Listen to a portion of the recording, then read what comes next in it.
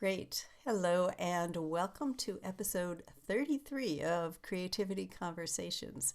And today I have the delightful pleasure of speaking with the talented, creative, inspirational Janet Tanguay. Janet, welcome. Glad to Thank you. have you here. Thanks for the invite. This is exciting for me. Thank Thank you. you.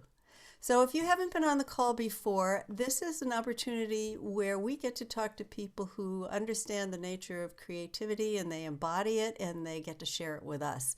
So, our conversation is unscripted and we'll just see where it goes as we explore creativity, what it is, what gets in the way, and take it from there. So I am going to read parts of Janet's bio. She is such a prolific creator that it would take me maybe not the length of this interview, but a good bit of time. So I'm just going to read some excerpts from it and we'll just jump off from there. So, as you may know, for the people who are on the call, Janet is a dream synergist and business advisor. Having directed the Entrepreneur Boot Camp at the Capital Region Chamber for over a dozen years, she's guided over 1,000 entrepreneurs in launching their dream businesses and has encouraged hundreds of people towards living the life of their dreams through her unique and inspiring vision board, employee engagement, treasure mapping, focus group, team building, and strategic planning workshops. She's also assembled a collaborative team of other coaching professionals that offer everything from DISC and Myers-Briggs assessments to emotional intelligence and Six Sigma training. Her company, The Hammock Way of Life, attained minority and women-owned businesses certification in New York State in 2019. She named her company The Hammock Way of Life because her vision is to spend more time in hammocks in the next few years. Has that happened yet? Well, I have a hammock on my deck and I have spent time in the hammock on the deck, but since COVID, I have not been to Hawaii and Belize and the Maldives, are all on my radar. So Well, soon, I I don't hope. think any of us have been there in the Right, last year. right, right. As the founder of Art and Soul, from 2006 to 2017, Janet represented over 150 artists, coaching and teaching them the business of art. Janet's also a mixed media artist, author of two children's books, BB and Dust Bunnies Don't Eat Carrots. And she has another business called Biz Idea Shower. So why don't we start there? Okay. What was that all about? Yeah. So during my tenure at the Chamber of Commerce, I helped people start businesses. And what I kept finding was, at their ribbon cuttings, people would show up with balloons and chocolate and candy and champagne. And those are very lovely things, but it's not really what entrepreneurs need. What they need are doormats and point of sale systems and you name it, right? Actually, Ty is one of the recipients of some of the registries. So basically, there's wedding registries and there's baby registries, but there's no such thing as business registries. And so I kept seeing on social media, why aren't there business registries? Why aren't there business registries? So I have to go back a little bit from that because when I was a kid, we lived on a big hill, and with my brother and sister, we used to go sledding in the wintertime. I lived in Vermont, and we would stand on a sled and slide all the way to the bottom on that hill standing up. And we said at that time, wouldn't this be really cool if this was on a mountain? Well, that's snowboarding. And had I taken advantage of snowboarding at that time, I could have been the next Burton, right? But I didn't do that. So when this one came about and I kept seeing it over and over and over again, I remembered that moment when I was snowboarding or, simulating snowboarding on a sled when I was a kid. And I said, someone has to do something about this, and why not me? So we created something where you go on and you register for $30, and we set up the registry for you so that you don't have to register on a bunch of different sites. You tell us what you want, we find it, we put it in your registry. And then there's a business directory side where attorneys, accountants, people that serve entrepreneurs can also be put in your registry. So they pay to be on the site, but they get their money back because now they've been put in a registry.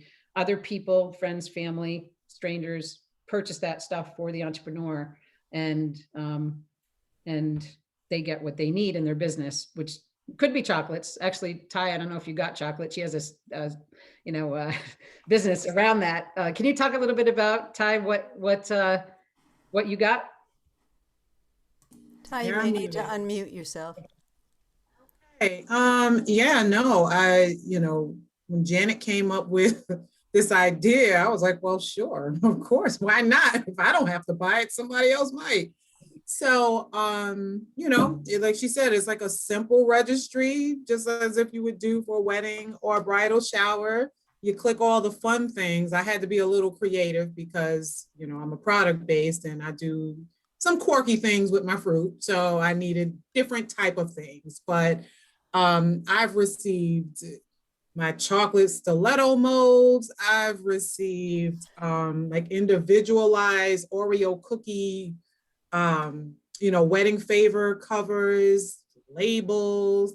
Every once in a while, Janet will email me and say, I don't know what this is for, but somebody liked it and bought it for you. So, it's definitely a great, I love it. It's definitely a great feature. It's definitely a great business.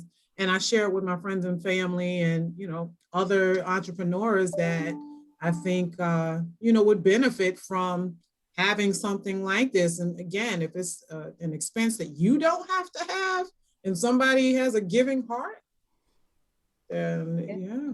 Thank you. Thanks for sharing. Yeah, we have clients now in Texas, India, and Florida, and so yeah, it's definitely building. So it's a great way to network with other entrepreneurs as well and support them. If you're just into supporting entrepreneurs, I mean, you can buy something for an entrepreneur that's $7 to $300 or more. So yeah. What a generous idea. And what I can just imagine what it would be like as an entrepreneur to suddenly find out that somebody, especially if it was anonymously, is it anonymous? Yeah, sometimes it is. Yeah. I have a couple philanthropists in my back pocket. And so if they see an entrepreneur that they like and they, I sort of announce it every once in a while and then they buy something. Somebody got a handsaw. It was, a $350 value for his business. He's an electrician and that was really fun. And so, people want to support people, but they don't know how.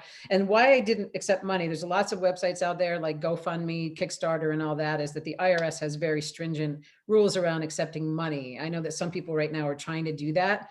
And I caution them because you can't just take people's money and go buy things for them. The IRS will come after you at some point. And the attorneys cautioned me about that right from the beginning. So that's why I'm doing only services and products. Oh, but even that's, yeah, that's just the best. Yeah. That's just the best. Yeah. Yeah. One of the challenges that I have is I have so many ideas going on that I really have to, make sure it aligns with my values and stay centered because, I can, anyway, go in lots of different directions if I see a shiny object, right? So, well, let's explore that. Where do your ideas come from? I meditate every day. And a lot of times if I really listen and pay attention, that's where they come from. In fact, Elisa had me do, and I'm so grateful for it. Earlier this year, Deepak Chopra had a 21-day challenge, and it was one of the best things that I ever did. I had conversations with my mom and some other people, and it was powerful. So if you haven't done that, Elisa, do you want, I don't know, I like to call on people. I hope you don't mind. Elisa, can you tell us about that challenge that we did? It was last year. It's been going to be a year already. Time flies. Yeah. But yes, it was on WhatsApp, a group chat and we had meditations from Deepak Chopra for 21 days on abundance. You listen to the meditation and you had an assignments to do. So it was great to have you. Yeah. And I'm glad you're meditating every day. That's wonderful. Yes. Yeah. And really I saw that Hope raised her hand earlier. I don't know if we still have a question. Well, I'm going to open up the call in a little bit for everyone. So stay tuned and Hope, don't go anywhere. So when you're meditating, and you're getting ideas, where do you think they come from? I actually ask. I'm so glad you asked me that question because one of the things I'm doing, and I'm so out of my comfort zone with it right now, one of my dreams has always been to write music. Like I'm good with words, so I write a lot of words down, but I took 10 years of piano lessons and I resisted it as a kid and I know the notes, but I don't really play, I'll say. However, I would love to be able to do that. And so I had an expressive arts teacher where I got my training in, and he said, just sit down and ask for guidance. So lately I've been sitting down in front of, I have a keyboard, and I say, if there's anybody out, my guy, whatever, that left the earth with unsung music, play it through me. All right. That's sort of my meditation. Right. So I sit in front of the keyboard and I just say, give me notes. And I just meditate, and I have a notebook, and I'm not listening to it just yet. I've written down a lot of C, D minor, F flat, like whatever. Right. And I'm going to play it. I started a little bit the other day. I couldn't resist. And I was like, oh, that kind of sounds like something. So I don't know what it's going to become, but that's what I'm doing. So it's something unique and out there, but it ties into meditation, and I specifically ask. Same with dreaming. Like if there's a dream, something can come to me in a dream. If I ask that before I go to sleep at night, it's amazing what you'll get. Oh, absolutely. It's very similar to a question that I ask, and not only when I'm going to bed, but what wants to show up? Yeah. Like with the painting process, since I do most of my work is abstract, is that I get there with the paper and the paint, and I don't know where it's going to go. Yeah. I just say, okay, what wants to show up? Who wants to join the party? And Right. I get out of the way. And I think that however you're doing it with meditation or, I don't know, channeling, whatever you want to call it, Yeah. that does get us to a place where we're more of a channel than we are the instigator or the originator. Yeah, well, that get out of your way piece, Nina, is so important, because I remember creating a piece one time where the paint dripped. It was a woman and her face, and all of a sudden, in my mind, it was ruined and the paint was just dripping, right? And it took a lot, but I allowed that to happen, and it gave the painting emotion because it looked like she was crying. And so it's powerful in many ways now. I'm looking at it because it's over there. And yeah, so it made a difference. If I had smudged it out of the way, it would have been a whole different painting. So, but it's hard sometimes when you have a vision for something and you can't get out of your own way. So Yeah. you do that by, practice, right? So what else do you think gets in the way? Fear. I mean, fear is I think the number one, and having sort of no peripheral vision, right? Sort of having tunnel vision, right? My friend Rocky sometimes says, you have peripheral vision sometimes, like he'll be next to me waving in a car and I won't see him, right? And so, so what I do now is I shift just slightly, right? So when I'm creating something, especially paintings, I will put them really close to my face and see what I see. And then I'll put it way far away and up in the air and down on the ground. And, and I see very different things in all of that when I'm feeling stuck. So, and sometimes that's just a small movement, right? It doesn't have to be big steps. It's just to get out of the way. You just have to move slightly. It's like those magic eye books. Yeah, exactly. Right. It's so true. So what do you think the fear is about? Because I have some theories about this, so I'm interested. Okay, good. Well, I can't wait to those. hear them. But two things, right? Either afraid of failure, or I even think the bigger thing is afraid of your own power, afraid of your own success, right? For me, I seem like an extrovert, but I'm really an introvert. And so if I'm successful, then I'm asked. I like doing this one with you, but I'm asked to do TV and some other things, and I just want to paint. I just want to be in my right. So sometimes we're afraid of our own success, our own power. So I think kind of that's, for me anyway, part of it. And again, I used to be more afraid of this. I've done a lot of work, so it's not anymore. But what other people think, right? So Yeah. not so afraid of it anymore. So Yeah. yeah. I agree with you. I also think, and I've been working on this for a while now. I have an intention to do a TEDx talk about this, but I think that for me anyway, because art is a strong medium for me to work in, is that the same things that cause us to stumble when we're making art or writing or doing something creative are the same things that make us stumble in life.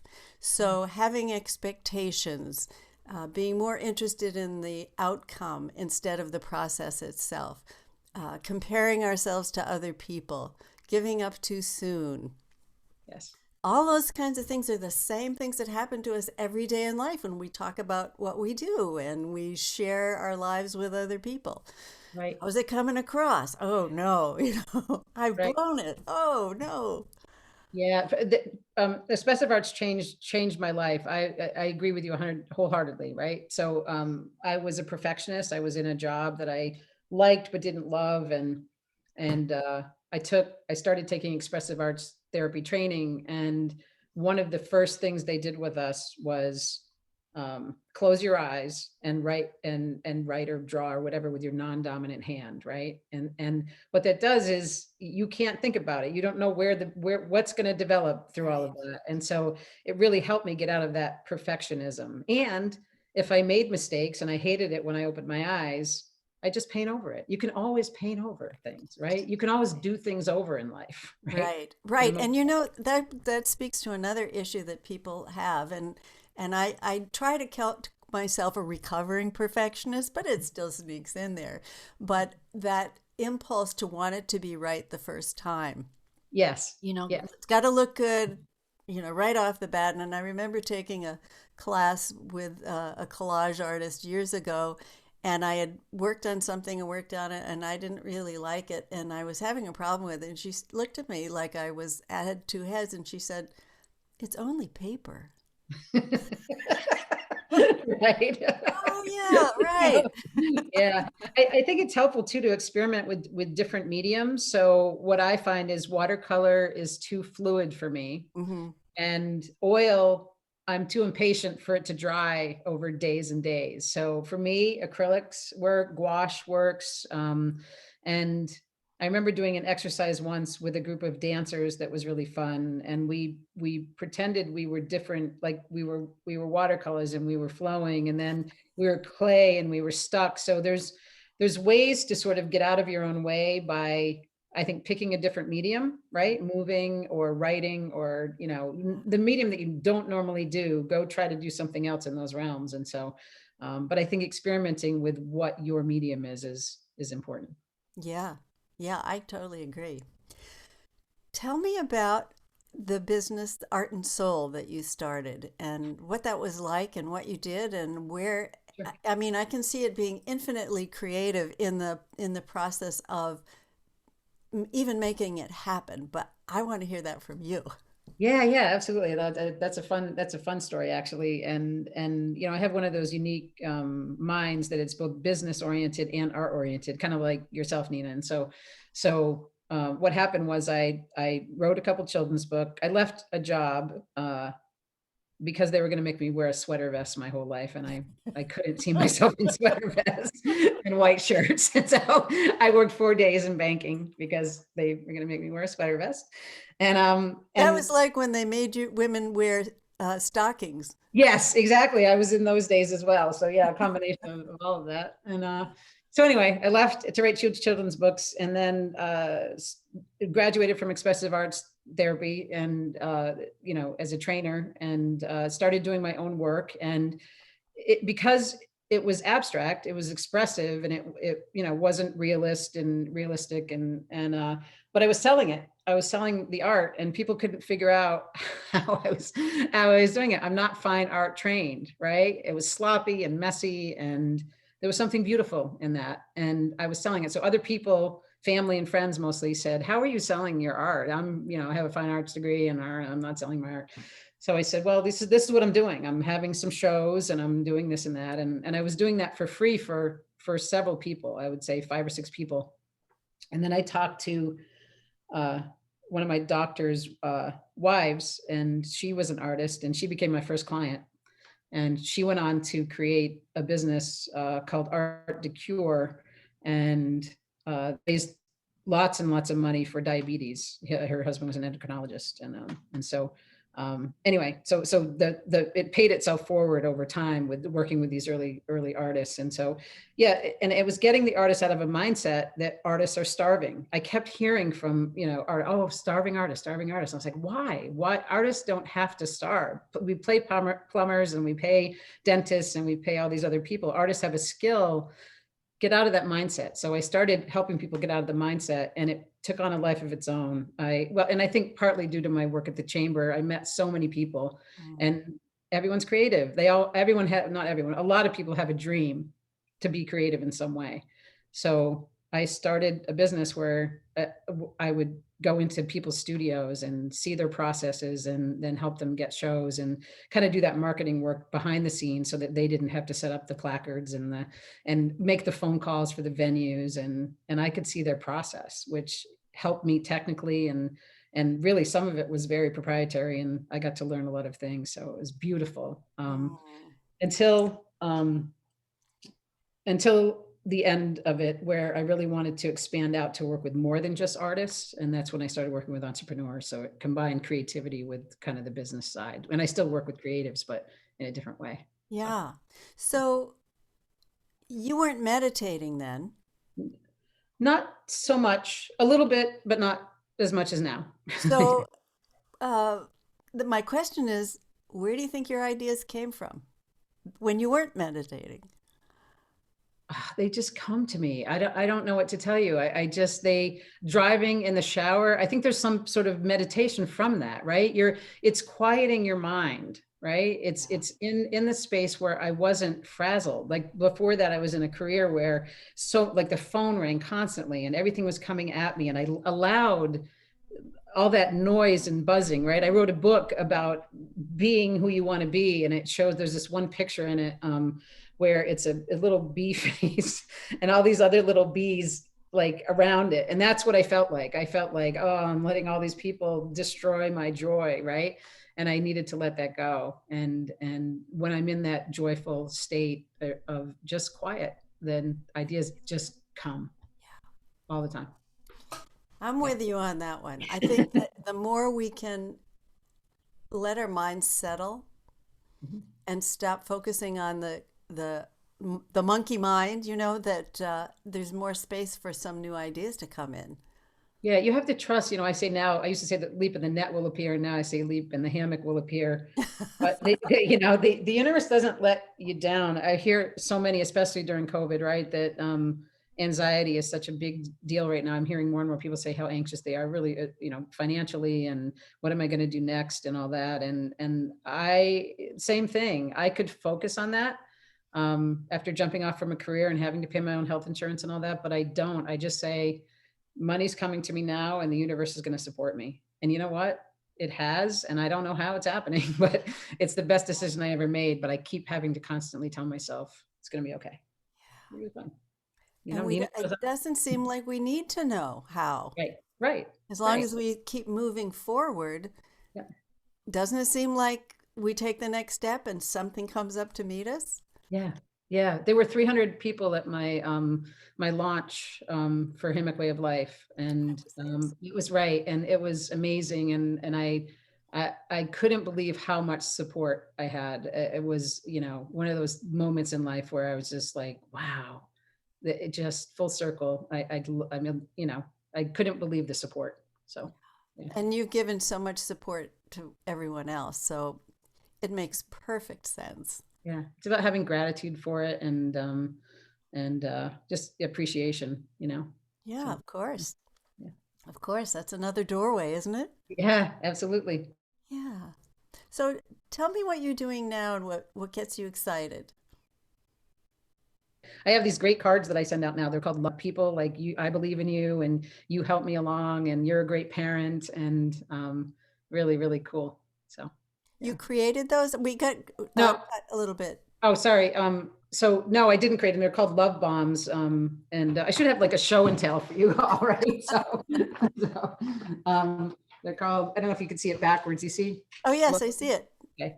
And then if you open them up, I send these out to people all the time when I send out thank you cards and things like that. Like this one says, "You've changed my life. Uh-huh. Your laughter is contagious." Did you create these? No, No, I don't know who created them, but I love them. So, I can see why you would. right? So, Well, yeah. I'll go one to one with you, although this isn't so much supportive, but this is one that I think is very useful that somebody passed me once. It's a business card. It says, Stop "Stop." talking. Good reminder, huh? Got to make some space for ideas to come through. Absolutely. Yeah, Yeah. That's what it's all about, right? yeah. Yeah. So talk to me now more about the biz shower and how you help people develop their businesses.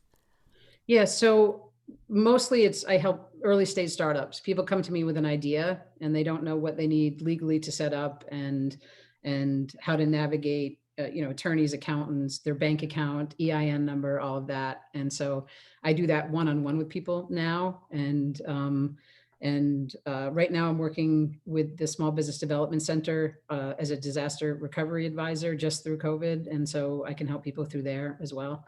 And so really just even just a pivot too, if people are struggling, right? How to brainstorm. That's my forte, really. I love to think of new ideas for venues and people's businesses that they might not have thought of, that they can take a different direction. So Can you say more about that? How when you say that you love to brainstorm, what what happens when you do that for you? What goes on inside you when it comes to you? yeah, yeah. So I have a million questions, first of all. So I asked a lot of questions, right? You question everything. In fact, I have a couple friends who are like, you ask me so many questions. Like, you sound like you're interviewing me, right? And You it's are. only for learning. It's not for anything else. It's that I need it to understand the big picture of something. I need to know all the aspects. The other thing that happens to me sometimes is that my mouth doesn't keep up with my brain because the questions are coming so fast. So that might happen. It probably has happened today already. And, I talk fast and two ideas might come in at once and they may not make any sense. Right. But I You're think good that's it. so far, don't worry. Okay, good, good. So asking, just asking a lot of questions. And, some we heard during the pandemic are entertainment venues, right? And so some of the ways that we help them were, they have big space, so open space where people can distance and people can shoot videos in their spaces and have concerts. You've seen some of that online, right? Concerts online. And so I think there's small ways that people can pivot. They also have big parking lots, so do like a movie theater in your parking lot, right? So so just different things that come out of conversation and what they can and can't do. It also takes somebody being open-minded on the other end. So I always equate it with, you don't want someone on the other end who's like that gopher game where you come up with an idea and they go, no, no, I don't want to, but I already did that. I tried that, right? Like you want someone, I always tell people when I'm brainstorming, let's just throw ideas and say yes to everything, right? Yes, and instead of yes, but. So Yeah. that helps. You know Kathleen Fife, don't you? I don't. She used to work for the Chamber in Saratoga. I don't know. And her tagline, she's a lovely lady. Her tagline is what else is possible? Yeah, that's great. I love that. Isn't Yeah, it?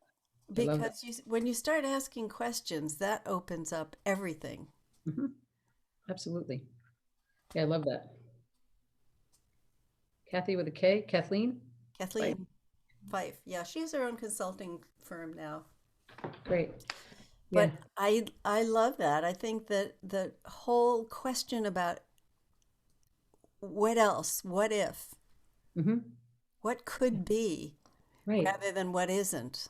Yeah. And So do you find that people have been sort of conditioned to say can't or won't yes, or already done that or they operate from, I talked about somebody this morning, she calls herself frugal, right? And so I said, well, why don't you operate from a position of abundance, that the world has enough for all of us. And sometimes it's how we grew up, right? If you grew up poor and you needed to be scrappy or whatever, you don't have that in you. And so, trying to change that mindset is hard sometimes, right? Because you feel like you need to save and hoard and, not do yeah. things. But, I don't think that that's true. I think you can be supported in the universe if you're open to, like you said, possibility.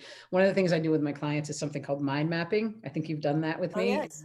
now I'm doing it at an even deeper level. So what mind mapping is you take sort of yourself in the middle, and you, all I can describe it as is sort of bicycle spokes, right, around, and you say, who's in my network? What are my resources, and who are my biggest champions within that network, right? And so taking a look at who that might be, and then what did they do? What are their resources? Like, do they play volleyball? Where do they go to church? Like, all those things become 2 degrees of separation. It's, you've heard of 6 degrees of Kevin Bacon, right? So, right, it's I play that game a lot. And so, so who, you know, just to make your networks deeper, you don't realize all the resources you have, and every day meeting all the people on this call, right, are your new resources. So how do you deepen those networks to make those connections? We're all connected. So how do you, you know, utilize that for Yeah. a So good, that's another aspect of creativity is just exploration, right? curiosity. Yeah. Who else? Right. Yeah. Right. Yeah. What else? And how can I create this in a different way? And what resources can I use? My work is 3-dimensional. So I see everything. I have to be careful not to become a hoarder, because I'm like, oh, I gotta use those old straws to, you know, whatever. Right. I just have this is a funny story. My grandmother is 95, and my mom and my cousin, she lives in Vermont, are starting to clean out some of her stuff. And she grew up during the Depression, so she's a little bit of a hoarder. My cousin found 100 pairs of unmatched socks, right? and so of course my first thing is make sock puppets out of them. Somebody wants to make you know, and my mom and my cousin were like, just throw them away. So anyway, so I had to be careful not to hoard too much. So, I yeah. know As an exactly what artist, you right? mean.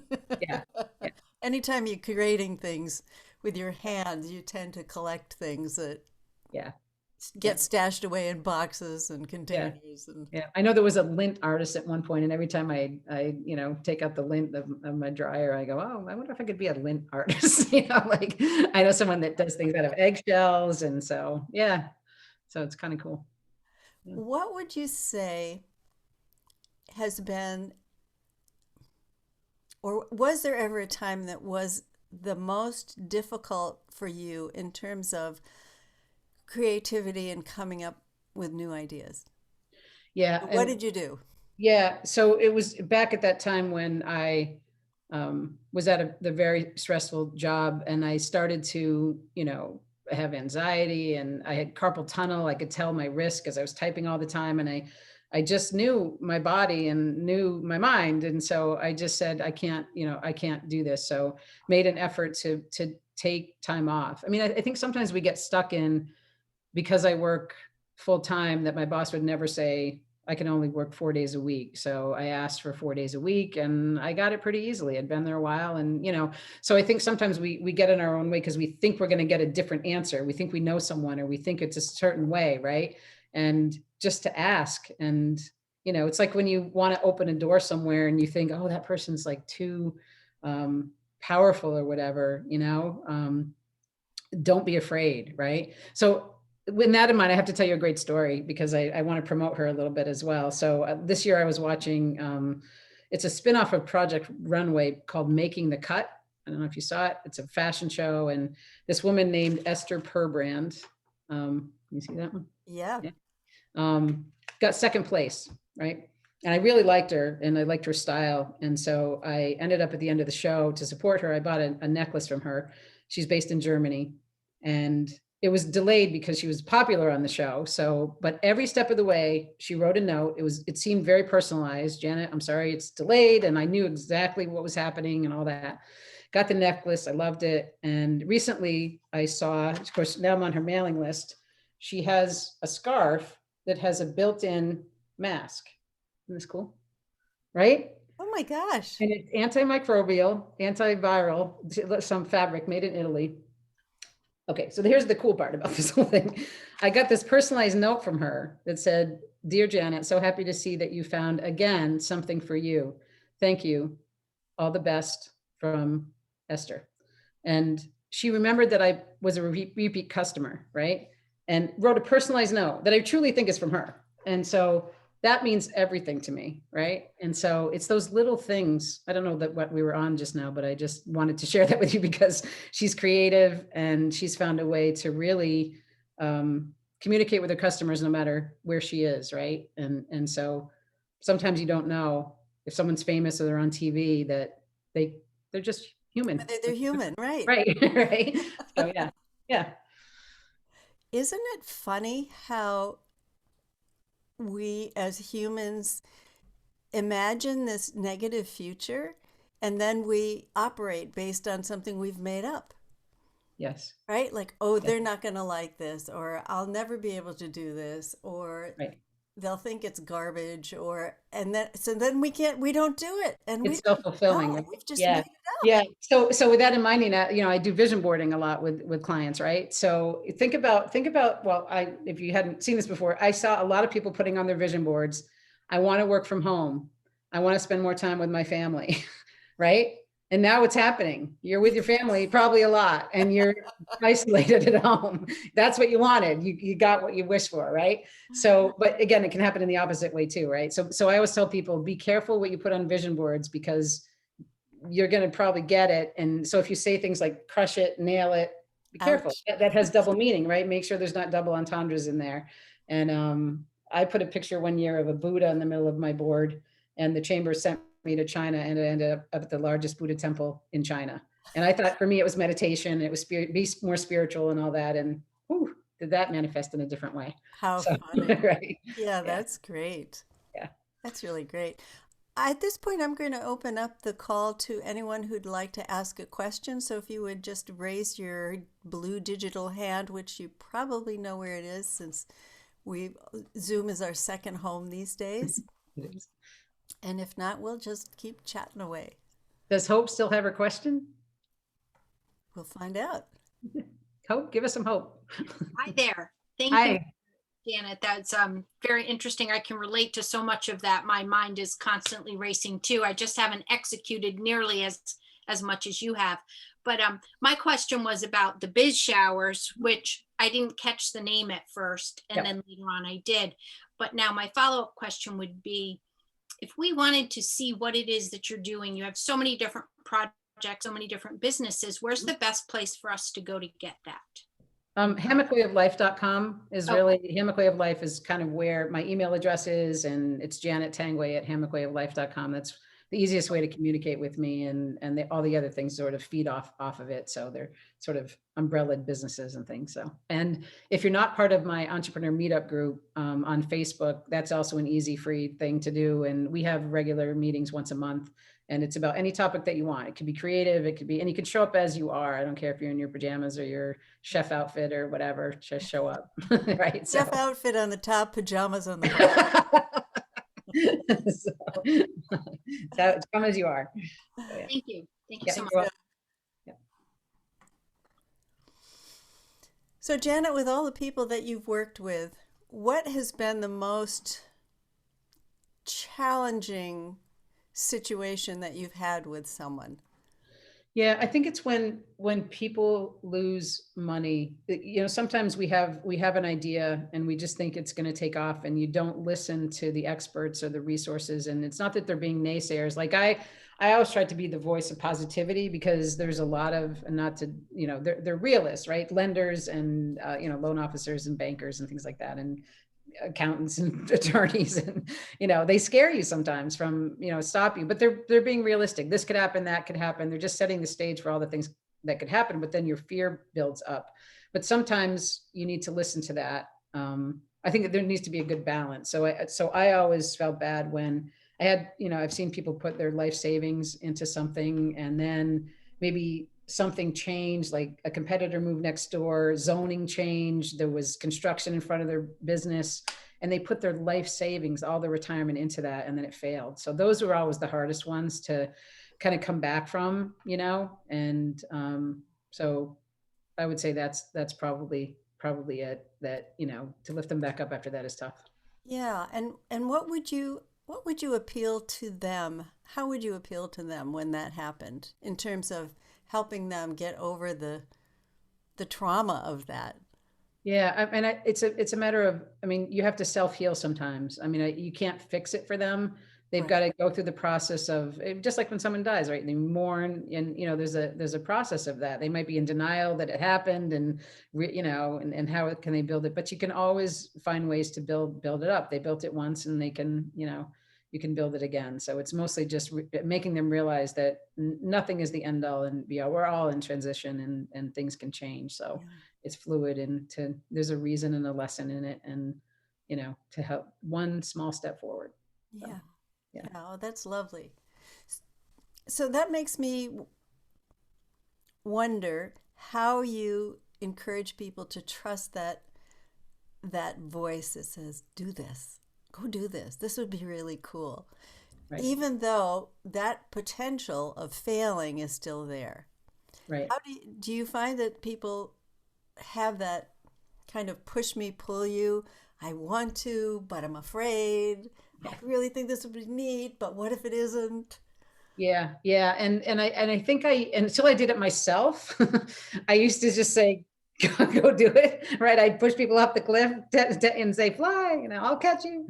And since I've been my own entrepreneur, I don't do that all as much anymore because I know how hard it is. Right. So I think it's important to pay attention to the things that you really need, right? Do you really need health insurance? Do you really need, some of those things? But take small steps to make those things happen. You can do small things, and I just keep repeating it, but I really mean that. Like, those build up after time, right? And then that small step, all of a sudden you turn around and you're like, I'm up that mountain.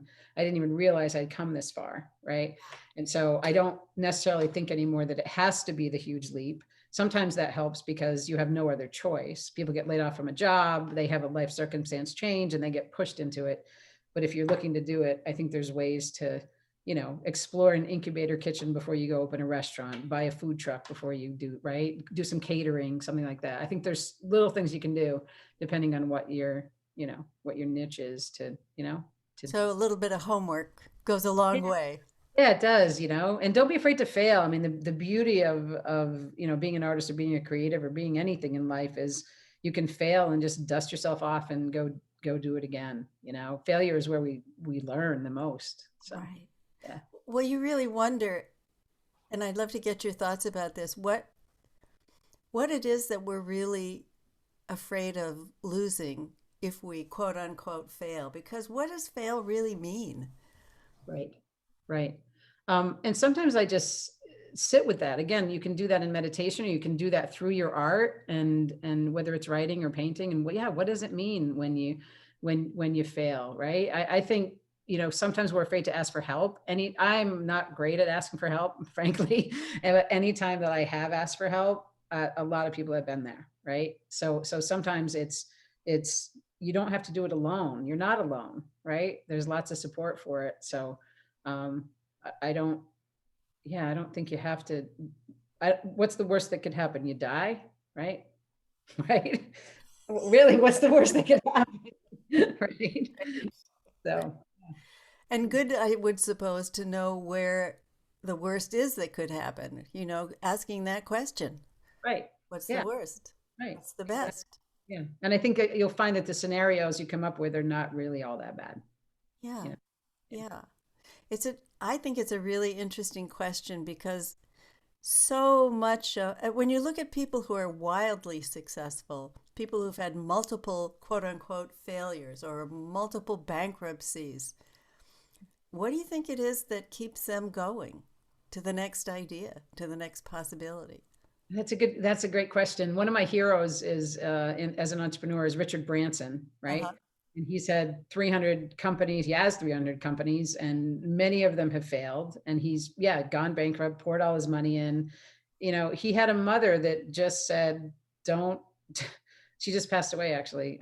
Don't, you can't fail. Like, just keep going. At first he was shy and he didn't dare to get out there. And, then he's all out in the public doing crazy stunts, and, he get out of his shyness. And every single time he failed, she said, get back out there, and after a while that gets in you. If you do that enough times, it just becomes habit, right? There's a great book I'm reading called Atomic Habits, and it's a great way to get out of your own way. And once you start doing that, you don't have to think about it anymore. It just comes naturally. Yeah. I like the name of it. Yeah, it's of that book. It's worth a reread. Actually, I read it once. I don't usually read too many books twice because I'm on to the next thing, but that one I reread because it reminds me, of good habits, kind of like if Yeah. you want to lose weight, get up in the morning and put your sneakers on. Every morning, put your sneakers on. Is That's this it. before or after you make your bed? Good question, right? And then maybe you'll walk 10 steps, all right? And then the next morning you might walk out the door and whatever, right? And that's how you run a marathon. You put on your sneakers first. To me, I'm always amazed at how we can use our thinking to either take us to great heights or the absolute depths. Yeah. And so much of that depends on our mood, who we've been talking to, the weather, all sorts of crazy stuff that we become almost mesmerized by our thinking. And Yeah. oftentimes it's the thinking that's limiting us from doing something out of our usual customary behavior or ways of doing things. Don't you Yeah, think? it's the choices we make, right? How we look at things, right? We get up in the morning and how do you, when someone says something bad or whatever, or they're in a bad mood, it has nothing to do with you. It's probably something that's going on with them, but we Yeah. internalize it and all that. And then it becomes our yucky day, right? Right. So it's our choice to say, you know what, that's their thing. It's not my thing, move along. Right. And so, yeah, I think that's really important. The choices that we make every day for our own well-being. You've probably read this book called The Four Agreements by Yeah. Don Miguel Ruiz, and one of the commandments is never take anything personally. Yes. So however somebody is responding to you, it's coming from their own projection. It doesn't really say anything about you, or it doesn't really reflect anything about the time and effort and the quality of the work you do. It's just their perception, just Right. the way they've been conditioned to see the world and to see other people. Yeah. And that's the biggest lesson I think I've learned in life is that, my truth is not your truth. Right. And so for a lot of years, I tried to protect other people from knowing my truth and knowing who I am as a wacky creative or whatever. Right. And so, right. And so that scared them. Oh, she doesn't want a real job. She doesn't want to go to work 9 to 5 and do things the traditional way, anything traditional really. Right. So, but that was their issue. And I made it mine. I said, I don't want to offend, I don't want to rock their boat that I need to take these steps in life. And so that's long gone. I mean, I'm living my own truth and it's the best thing ever. And now they can, deal with it or not. Right. So, right. But not doing that. I think a lot of people don't do that. If we all lived in that truth space more often, it would be a better place to be. Yeah. And that, I think, again, I'd love to get your opinion on this. I think that sometimes people are afraid to do that. Yeah. You know? Yeah. Because they're going to be judged or, shunned or maybe lose a job. I'm serious, there's lots of reasons why people don't do that. Right. And I understand the fear behind that. And yeah, wish I had not paid attention when I was younger to that, because it has no value. Yeah. Yeah. And haven't we all, Yeah. right? Haven't we all been victim to that? I was listening to somebody recently talk about how many of us deny ourselves what we really want. Yeah. Yeah. From the little things, little piece of chocolate, to some creative, really wild thing. Oh, that's too far out of reach. I can't do that. I'll never be able to do that. But again, we're making up some fiction about what we can or can't do. We don't even know. Right. And sometimes it's just based on, like you said, how we grew up, what the role models that we had growing up said to us. Right. And, or somebody we respected a lot or whatever, it sticks in your mind and you think, oh, I can't do it because this was said to me or They this. said so. Right. Exactly. I worked with an artist one time who said she got yelled at in, I don't know, 2nd or 3rd grade for making pink clouds. And the teacher said, clouds are blue or white or whatever color they were. And she's like, no, look, they're pink.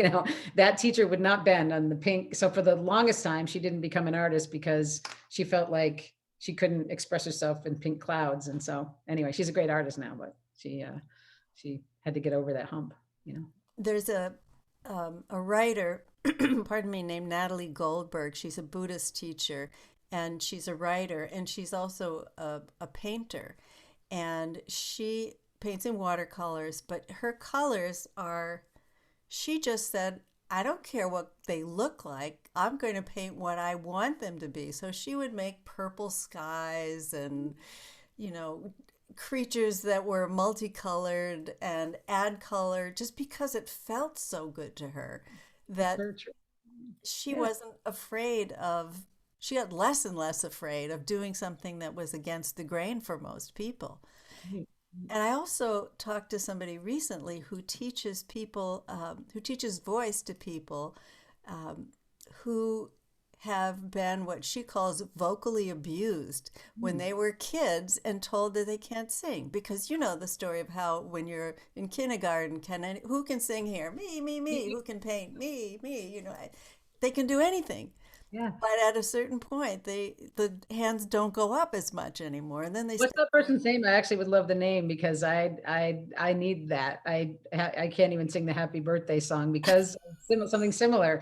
A teacher who went around the room and I have this deep voice and I didn't resonate with alto and soprano or whatever. And so I said, you're in a category all by yourself. Just sort of just hang there, Well, right? she's going to be on this call, so Oh, cool. based in London. All right, I'll Her name watch. is Heather Mayer, and she's just a delight. And you just realize how many of us have been conditioned Right. not to do something that doesn't fit into some prescribed safe mold. And yet, what you're doing, which is so cool, is encouraging people who have dreams to just get rid of the mold. Just who cares? Who needs it? Yeah. And Yeah. show them that they don't need it. Right. And the more specific you are, I think this is an important piece of the puzzle, especially with vision boarding, is be specific about what you want. Right. So I have people that are financial advisors and real estate people, and they put their exact financial, what they want. Again, for them, it's financial on the board in a number.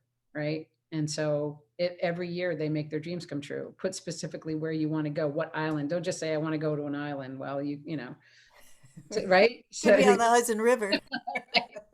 Gilligan's Island. I don't know. So, you know, just be specific about what your goals and dreams are. The more specific, because the universe, I think, pays attention. It's just, they don't know what to do if you're not specific, right? It's going to take longer because you haven't figured it out. So how can anybody else figure it out? Yeah. Right. Yeah. And sometimes I think there's another way of doing it, which is just kind of following the bouncing ball. You know you have something that wants to be created, but you don't necessarily know, but you just follow that impulse. Oh, what if I go here? Oh, and then something happens that you can't predict. Right. And Right. people come in to help you that you never would have run into. Yeah, synchronicity. I always tell people follow the synchronicity. And when you're not getting the synchronicity, it's that, again, that stubborn moment where you keep hitting up against roadblocks and you're like, maybe I shouldn't, maybe I could just see this differently. And then if you shift slightly, all of a sudden, yeah, you're in what they call flow, right? And Right.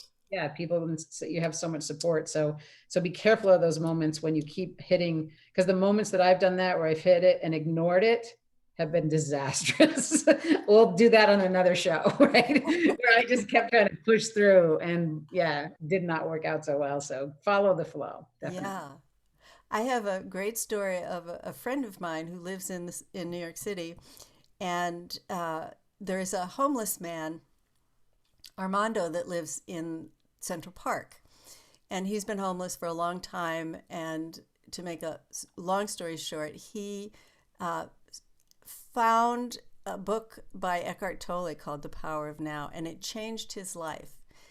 So much so that when my friend met him in Central Park, she would see well-to-do Manhattan people sitting on his bench weeping because of how he encouraged them to be present and not to pay attention to that kind of thinking that got them in the place they were weeping in the beginning.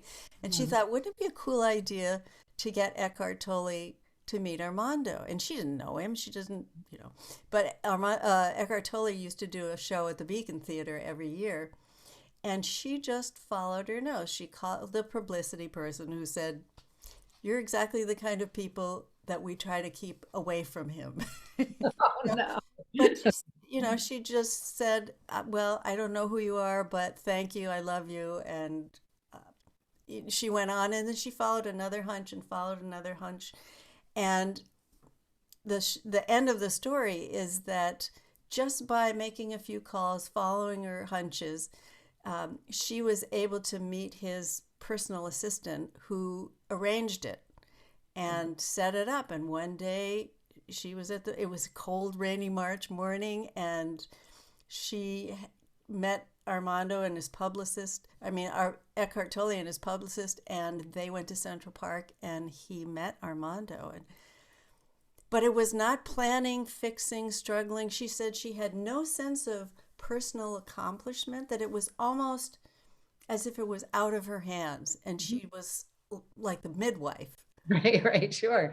Yeah. And it's being, persistent, having that grit. I think, a lot of good entrepreneurs and artists are adaptable, and they just keep going. If something's thrown in their path, they find a way to get up, dust themselves off, and keep going. And I think that's a great message, that, one person can say no to you, and that's just one small speck in the universe. So find someone else who'll say yes. Right. Right. So, because there is someone. yeah. There's Exactly. always somebody. Yeah. Yeah. And sometimes more than one person. Right. So. Yeah. Hopefully. Right. Yeah. Exactly. Yeah. I'm just going to put the invite out there for anyone who is listening on our call. If you want to ask Janet a question, comment. Otherwise, we're going to keep on keeping on for a couple more minutes. Side bunch. Oh, Ty has a question. Well, it's just more a comment because of the creative minds in here. And, you guys paint, but I create with chocolate and fondant and fruit. And, when I look at a strawberry or a typical chocolate covered strawberry, like that in my logo, which is probably rare that you see I make those, but it's it's always been, and Janet knows, like, I am my worst competition. So I'm always trying to outdo myself, and outdoing myself means out creating myself, which means I'm spending more money, because that creative brain never stops. And with the meditation, like I've actually found a point in my life now where COVID kind of pretty much made me sit still for a minute to really reevaluate. And it's sometimes I have to stop. I have to be my person to stop myself, because it's normally my husband really like, listen, you want to have a business or you want to just keep making stuff. So, I think that's one of the disadvantages of being an entrepreneur that is a creative mind, because you don't necessarily always see that line where you should stop.